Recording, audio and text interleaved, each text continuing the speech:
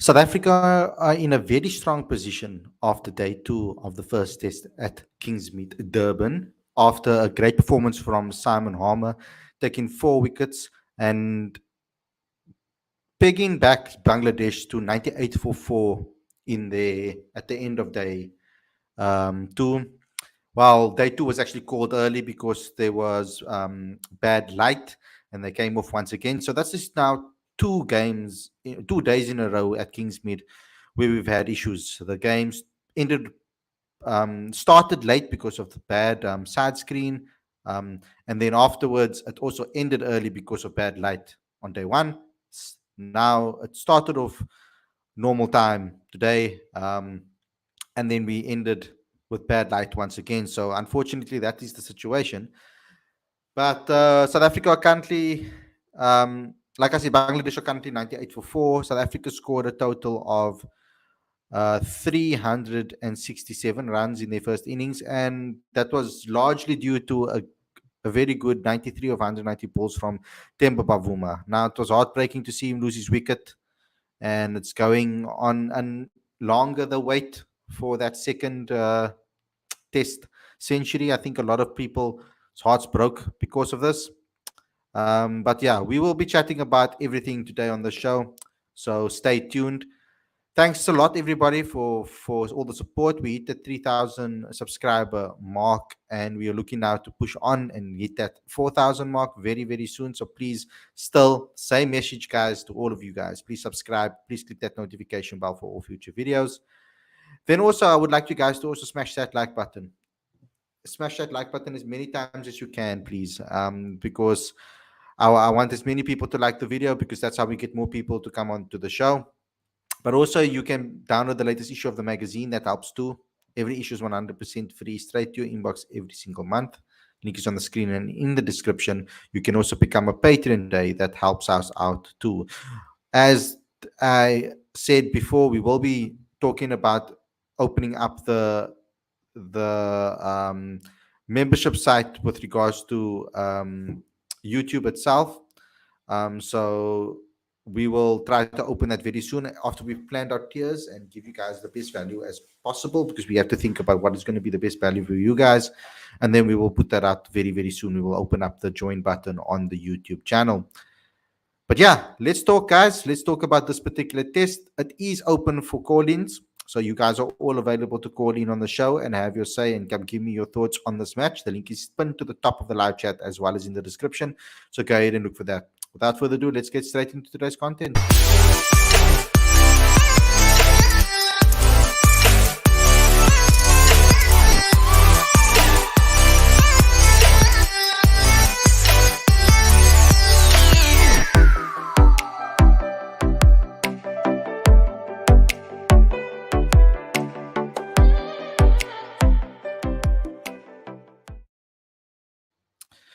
A very good evening. Welcome to Cricket Fanatics Magazine.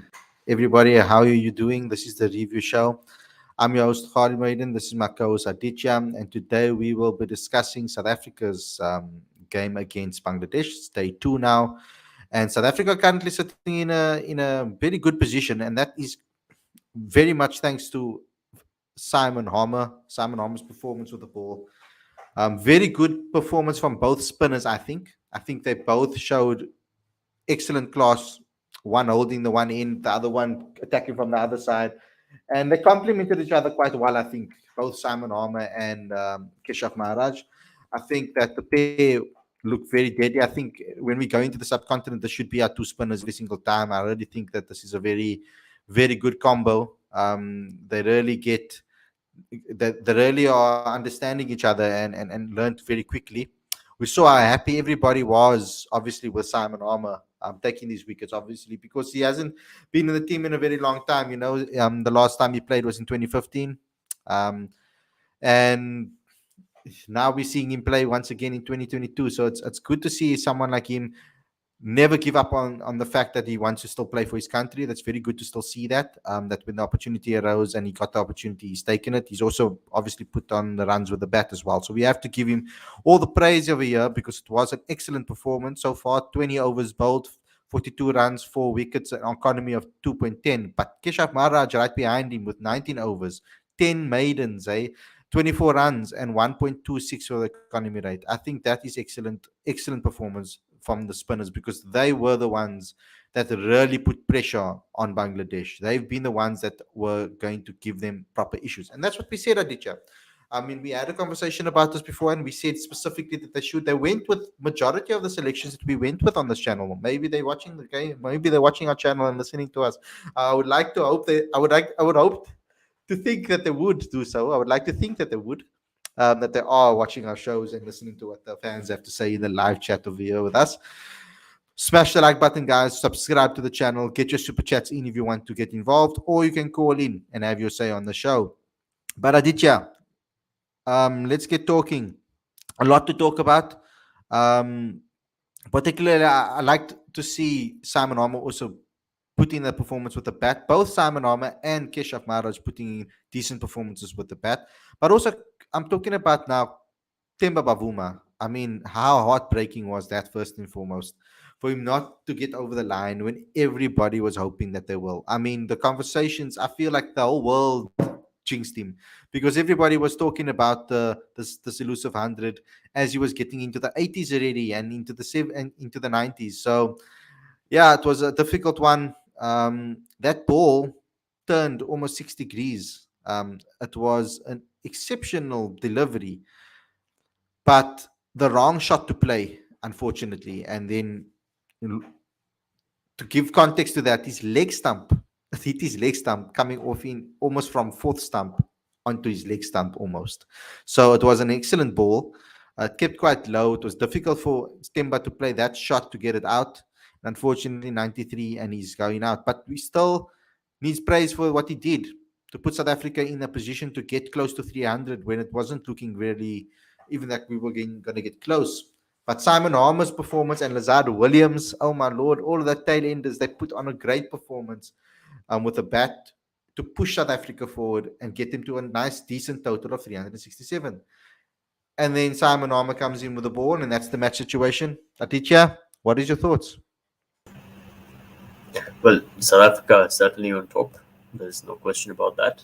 And, well played to Simon Harmer. Harmer the charmer, isn't it? Uh, he's been bowling like he's been bowling like a guy who's played 100 Test matches. And as I mentioned in the report, between the last Test that he played in 2015 to this Test, he's picked 491 wickets. That's a staggering statistic, and um, and it shows. It reflects in his bowling. So well done to Harmer. In addition to Harmer, I think the one individual who's particularly pleased is Mark Boucher, because he's got someone he can really talk to. Yeah, of course. It looked like that, eh? It's there's a certain amount of like romance there. I've never seen Boucher talk so much to anyone. Even in his playing days, there was a certain amount of like passion there. So I'm very happy for the team. It feels like a lighter team environment all around, and well done to him. Fantastic performance. As for Yeah. the bat, There was a beautiful 360. picture. There was a beautiful picture. Sorry, Aditya. There was a beautiful picture I saw early on. I can't really find it now, of Temba Bavuma hugging Armour. I don't know if you saw it as well on social media, maybe going around. Yeah, it was an excellent Yes, yes. image. I think I saw that. Yeah, I saw that. Yeah, Um, Look, with the bat, 367 is a good score, but I'm not sure we can sort of hide the fact that there are still some question marks there, right? Because 100%. if there was like this was that one opposition or one ground where you feel like you needed that 150, 160, and someone had to step up there. So um, it's all right. I think South Africa didn't start poorly, which is a box ticked, but I think we can say that there were times when they were under pressure with the bat when they Yeah. shouldn't have been. There was It's no way that Dane Algo was going to allow them to start in the same manner. Yeah, Aditya. based on that press conference that we heard. Yeah. Yeah. So I think if scope for improvement, that's what I would say. Uh, Mm. but Temba Bavuma 93, he came in at a difficult time, and he steered the team out of trouble. You take the 93 out of that equation, and suddenly you feel like South Africa would be under pressure. Yeah. So you know, So, kudos so to this. him. Sorry. Yeah, go ahead, go ahead. No, sorry. So there's 2 points there that you raised that I want to speak about individually. So first and foremost, you spoke about Simon Harmer and the performance. Let's talk about Keshav's role in that performance because I don't think we should underestimate that. I mean, a lot of people on social media, I'm seeing, oh, Sam is the best spinner in the world and, da, da, da, da, and he needs to be there forever and he's better than. We mustn't underestimate the role that Keshav played in this. And I'm sure Simon Harmer would say the same thing if you had to ask him the question about it. Yes, he took the wickets, and he was more lethal towards particularly the left-handers.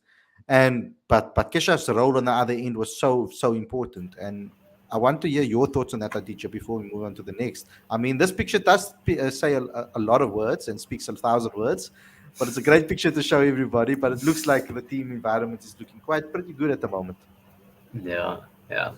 Look, Keshav Maharaj, 19 overs, 10 maidens. That tells you the story.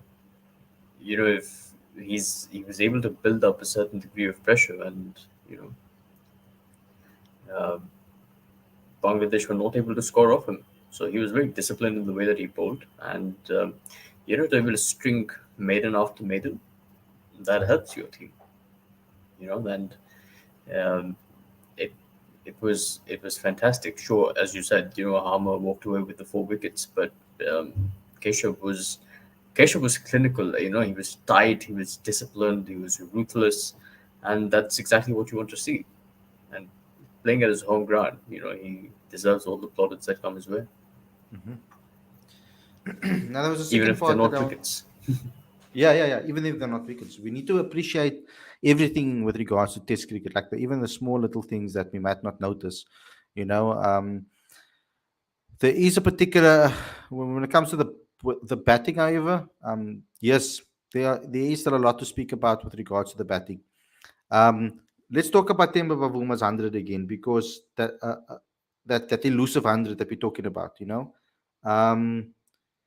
And why maybe he's not converting it. And myself and you, Aditya, have been analyzing it quite a bit.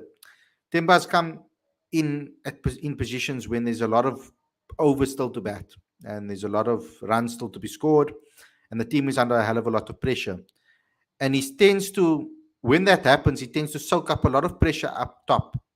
And as he gets past his half century and gets closer to his century, it almost seems like he loses a little bit of concentration, like we said before, where it's just drain. It's just maybe a blip in concentration because of the amount of hours he's at the crease and he's spending there. Now, yeah, others will say, but there are many, many batters that have spent way longer at the crease, doing scoring massive, massive runs, and that's maybe something that Temba Bavuma has to feel in international cricket, which he hasn't. He's gone out. This is the second time it's in the 90s that he's been in the 90s. The first other time I think it was 95, not out, when he was with Mono Molko. I think Bode actually blames himself for Temba not getting 100. He shouldn't, but yeah, he did. And there's been a couple of times when it's been 80 odd there and here, and then between 70s and 80s. So he's gone out quite a bit when he's getting closer and closer to that century mark, which is unfortunate because we really want to see him take that step. But without that 93, South Africa would be in a very difficult position.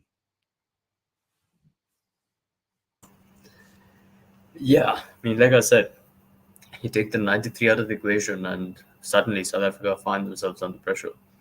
Yeah. Temba is interesting because I don't know what it is. Probably it's something that we can talk to him about, or he can probably reveal why there have been so many times in his career where he's gotten to 70 or 80 or 90 in this case, but he hasn't been able to turn it into like a 150, 200, and you wonder what that is, because is there a mental issue? There has to be a mental issue there. It has to be. There Has to has be. to be a mental issue. Like I don't believe that's not playing a role, or somewhere the fact that he hasn't scored 100 in a while is not playing on his mind. It has to. Um, that's so. If that's the case, then I don't know if he's speaking to like a sports psychologist or someone like that. Perhaps that's important, because his place in the team is not in threat. I mean, he's averaging like over 50, so he doesn't then, which is he's the best batter in the team technically. Yeah. So he doesn't need But to it worry is. about his. Yeah. Yeah, but it is something worthy talking about, because when we heard the commentators, we had different commentators in the commentator box. Ashwell Prince was in the commentating box, which is excellent because you get the batting perspective from a person that has batted lower down the order. And um, Mark Nichols was also talking about it. Nicholas was also talking about it, and they were actually differing on the fact of what Temba's approach should be. Some of them were saying just 7 runs, Temba, just nudge it, and get your singles, and let the other guy at the other end maybe go for boundaries or whatever. And then Ashwell Prince is like, wait, your approach was working. Continue with that attacking approach. Just they bring in the fielders in to stop your singles, so just hit it over their heads. So there was two different contrasting mentalities and approaches that were given um, when speaking about it. And then at the innings break, um, when there was, or at lunch, I think it was it lunch or tea? I can't remember when it was exactly. We were speaking about they were speaking about Pavuma specifically, and they were and Neil Mack was in the studio, and they were kind of talking a similar game, himself and Ashwell. So it's an interesting talk because um, when you have Pavuma if you're in that 90s, what should be your approach? you it, it's an interesting one, because like I remember growing up watching Sachin Tendulkar, right? And I think Yeah. he's probably gotten out in the 90s the most, the nervous 90s.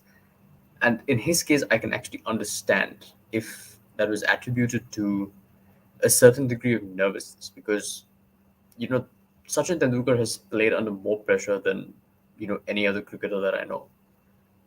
The pressure that he was under was just unbelievable. And that's there. But I I also don't know if it's a physical fitness issue, because Temba appears to be very physically fit. He's lightning quick in the field, and I don't know, like I don't think that's ever been discussed as an issue. But generally, as Dean Elgo also said in the interview that we did with him, that physical fitness is a huge part of success in cricket, right? Faf du Plessis has talked about it quite a lot, and Virat Kohli is the embodiment of it. Because the moment he transformed himself physically, he was able to get to like 160, 170, and then he started scoring massive 200s. So I don't know if that may be an issue with him, but um, the mental facet of it certainly needs to be acknowledged. Yeah. Because I should also mention something like he said, the big run scorers and the run scorers that score big runs on a regular basis, they're not thinking of scoring 100. They're thinking of scoring 150, 200. So Yeah, their mentality is not focused on, oh, I need to get to that 100 mark and then putting pressure on themselves and then losing their wicket. They're thinking, I need to go 150, 160, 180, 200, 250. yeah. Like if I can, like that's what they're thinking. So that maybe can be a slight shift that maybe Timber can think of that maybe might help him take the pressure off him, because because you're not thinking about, oh, I'm nearly by 100. You're thinking, I need to get 150. That's my goal. That's my goal. That's my goal. So it takes the pressure off you when you get closer to 100. But there's What do you another think thing then? that, What do you think? so Why do you think he's I, not getting to 1? I think it's exactly that. I think he's psyching himself out when he gets there. I think he's overthinking the situation and rather thinking about what should be the right decision that he should make. I think that's what he's doing rather than trusting his instinct.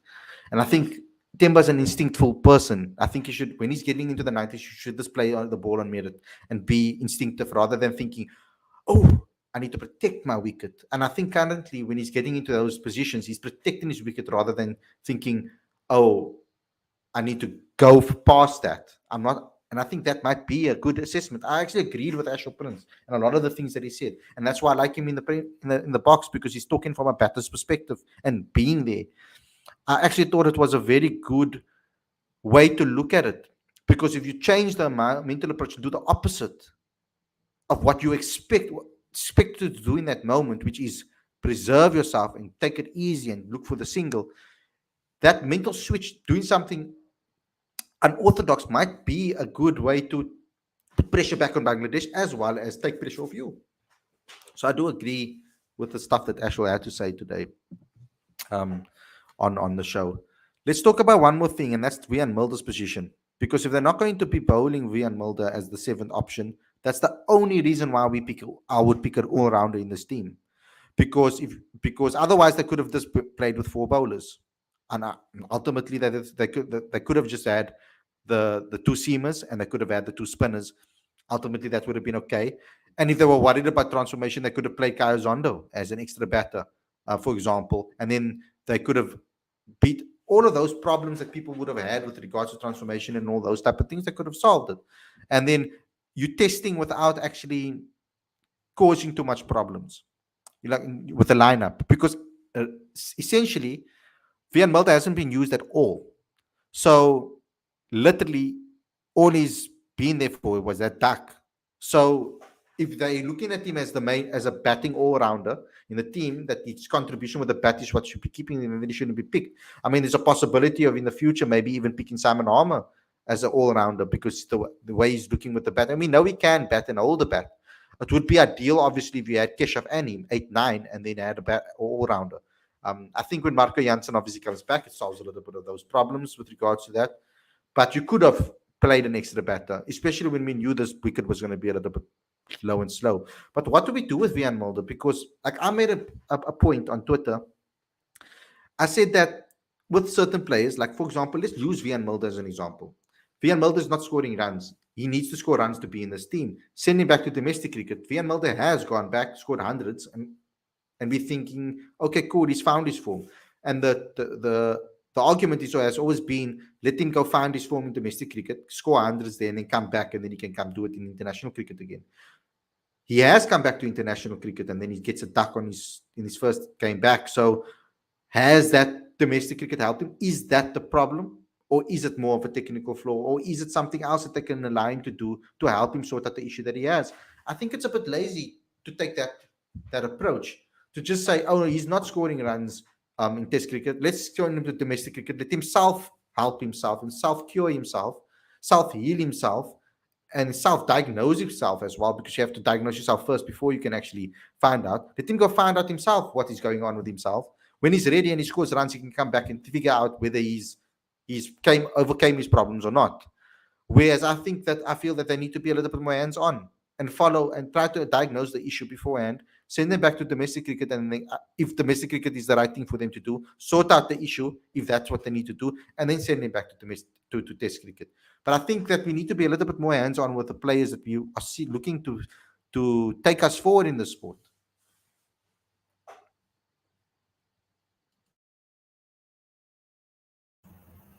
Um, Look, I think with Vian it's tricky, right? Because on the one hand, if you look at he's not really sort of floored everyone with his batting just yet. Yet he contributed with an important 35 in New Zealand. That partnership with Kyle Farina. So he's developing. But he's certainly not helping his case with a 0-1 against Bangladesh. And I mean no disrespect to Bangladesh at all, but that is a concern. And in saying that, who knows? Maybe he'll be used more tomorrow as that wicket to wicket option. Uh, but yeah, I agree with you. He does need to be managed a little bit more efficiently. You're on mute, bro. So I've been watching Wiaan Mulder closely, and domestically and Test cricket. And I'm watching him when he has a bad performance, what he does and stuff. At the moment, it seemed you could see how distraught he was. Still, long afterwards, when they put the camera on him, how upset he was that he went out and what he did. He's been spending a lot of time with analysts at the Lions when he's playing domestically, gone back and seen where he's gone wrong, looking at his analytics. I'm concerned that maybe he's doing that alone. I feel that he needs to be someone needs to guide him, someone needs to help him find out what that technical issue is, or whether it is a mental issue and what it is, and help people need to help him if they and there needs to be some sort of coherence between the international and domestic teams to find out how the players are progressing. Because if you have a national guy that is your national player, I would like to know how his progression is going. If I'm going to send him back to domestic cricket, I would like to know how his progression is going. If you were sending him back and he needs to maybe work on his hitting game, you're going to send him to do some range hitting. If it's against spin, you want to make sure that he's facing a certain amount of spin on a regular basis when he goes back to his franchise. I mean, it's pointless him going back to domestic cricket and he's not even working on the problems that he had internationally. So otherwise, why send him back to domestic cricket? Just to leave him in a place so that he can to hold him there until he can score this what's on the face value, what's needed to get back into the team. No, I think they need to actually make plans over here. Once a player makes it into the national side, they've obviously earmarked them as the future of the sport, of the test cricket, or whatever the case may be. You think that he's going to play international cricket, then work out a plan to analyze what he needs to improve himself. I'm sure that's how you work out any technical flaw or any issue that you have in it as a sportsman. You'll go work on it. I mean, that's the only way I can think of it. And at the moment, it seems like Wiaan Mulder is in the headlights, a deer in the headlights at the moment, and doesn't know where to go. And I don't. It doesn't look like he's been getting guidance either on how to fix the problems that he has. Aditya, your thoughts on that? Yeah, and I think that's the case for everyone, right? And everyone in the team, because everyone in like the same argument can be applied to Aiden Markram as well, because we Yeah. know what he was going through in the India series as well as New Zealand, and similarly, the same can be said for Rassi and Temba. That why are they in the top five? Why are they not scoring more hundreds? What are the mental issues? What are the technical issues? What needs to be sorted? Yeah. So these are questions not only for Vian, but I think they apply to the batting group in general. And irrespective of the result of this test match, which at the moment is in South Africa's favor, that should not overshadow the areas of improvement for this team, Yeah. and that obviously will be the batting, because if if I were in South Africa's position, I would want to score over 550 in the first innings and seal it right there. Bat once and get it done. This is an excellent comment, and I just thought about it now about what you are saying. Mulder is playing for Leicestershire after these tests. Let's see how he gets on. If good, he can play for SA in England. If not, he should be dropped. Now that's we're gonna see the difference in the coaching from what I've heard from players coming back from county, etc. There's a lot more attention to detail, a lot more hands-on coaching that happens. I'm pretty sure that they would figure out what has been hampering Wiaan Mulder when he goes and plays county cricket. I'm pretty sure they'll be able to diagnose it and try to work it out of his game. So I think he will But come back a way better cricketer. it's still too soon, though. To expect him to play for Leicestershire and then, to, succeed against England. I, I think there's a difference. No, there still And needs to be some. I mean, he still needs to practice that, adapt it, add it to his game. There's yeah, still some, yeah, yeah, yeah. work So to be like, done. I don't know if I don't think that should be the measure that should be used to assess Wiaan Mulder Mm. in his potential to be in the squad against England, Yeah. because look, I think there's there's been a lot of conversation and debate in recent times, right, recent years, about the county system and the sort of feeder mechanism it is for players to the England squad. And the truth of the matter is that it's not. It needs serious rework, right? Because at some level, you know, even if Wiaan Mulder scores, like 500 runs for Leicestershire, when he plays, and sure they'll get him picked for England, but if he's facing Ollie Robinson or James Anderson, Stuart Broad, and he's batting at 6 or 7, that's 7. He's going to be batting at 7, so that's going to be a separate issue, right? So, and this is not to um, say that the Kante system is not competitive. It is in its own way, but I don't think that should be used as a measure to really assess Vian's progress. I think that will take some time. Mm. Okay, guys, thanks a lot for that. Thanks a lot for tuning in. I hope you guys enjoyed this episode. Don't forget to smash the like button, comment, share, subscribe, and click that notification bell for future videos. Also, don't forget to subscribe to Cricket Fanatics Magazine monthly. Every issue is 100% free, straight to your inbox every single month. The link is on the screen as well as in the description. You can go ahead and become a patron today. Link is on the screen and the description. cricketfanaticsmag.com for all updates. Thanks a lot for watching, everybody. I'm going back to Newlands again to watch the rest of the Western Province game. Hope you guys enjoy this episode. We'll see you again tomorrow with another review of the game. And then again, we'll also have another podcast show for you again on Sunday evening as well. Because it's Test cricket happening, we will give you a show on a Saturday, so a freebie. So get people to subscribe to the channel. Thanks a lot for watching, and we'll see you guys again very soon. Take care.